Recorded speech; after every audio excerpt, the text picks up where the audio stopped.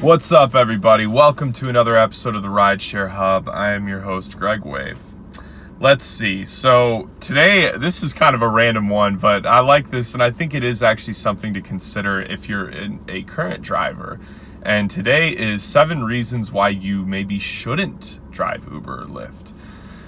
All right, so jumping right into it. Number one is, you're just happy with your career or your job. If you're happy and you're killing it, there's really no reason to do this. You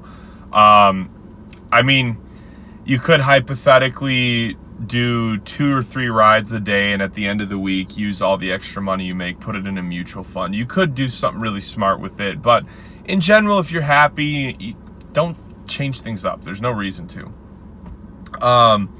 Number 2 is you're not a people person. And if you really just are like antisocial, just don't do this, because you'll never get tipped. You'll basically be driving to just make your basic ride fares, which is never really going to be all that much anyways. I will say though, if you want to grow as far as how social you are as a person, then give it a shot and really try. My roommate drives as well, and he's told me a few times before that he believes that he developed a lot of social skills from being a driver for so long. And he's like, I'm at the point now where he's told me he feels like he could talk to anybody he wanted in public. I wouldn't have said before he was antisocial, but he wasn't like a total social butterfly like me, where I have always loved talking to people. He's never really been that way, but now he feels like he is. So if it's something you want to grow in, you can consider it. But if you're just totally introverted, this is not a good job for you. Number 3 is you don't like driving, and that's very self-explanatory. If you just dread getting in the car, you will hate this. You will absolutely hate this.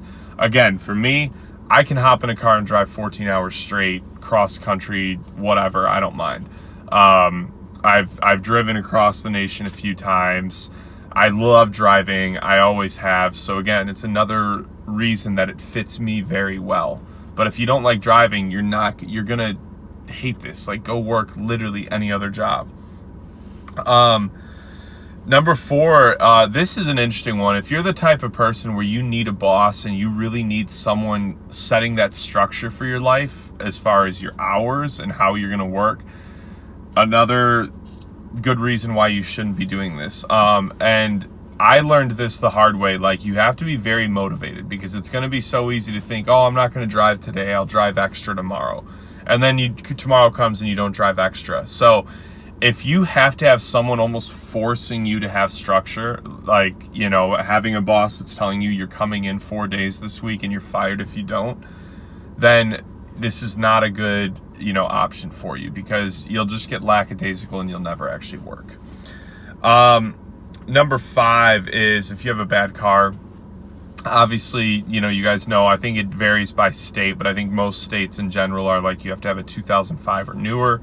But let's not just leave it at that. Don't just have a 2005 or newer. Make sure your car's in good shape. If you've got a jacked up car that needs a ton of cosmetic, repairs, I still wouldn't, because no one's going to feel good getting in your busted car. If you're missing a headlight and you've got like a messed up, bumper, it's just not a good look. It's one thing if you have a small ding, but if you've got some serious cosmetic damage or your car just doesn't fit the qualifications, again, just not a good fit. But don't forget the rental program.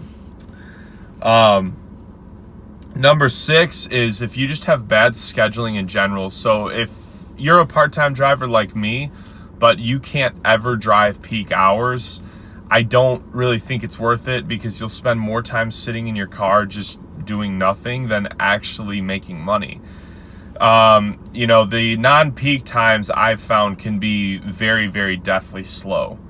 So the only time I ever have driven non-peak times is if I was putting in like a 12 to 14 hour day, but that's different because I'm hitting the peak times as well as the non-peak times. But if you're gonna just drive non-peak hours, and what do I mean by that? Morning rush, afternoon rush for, your Monday through Friday work days, and then Friday night and Saturday night. I've never really had good luck with Sundays. I know some people that do, but I haven't. So if you could only drive like Monday through Friday midday and then Sundays, I would say don't even waste your time. It's not for you.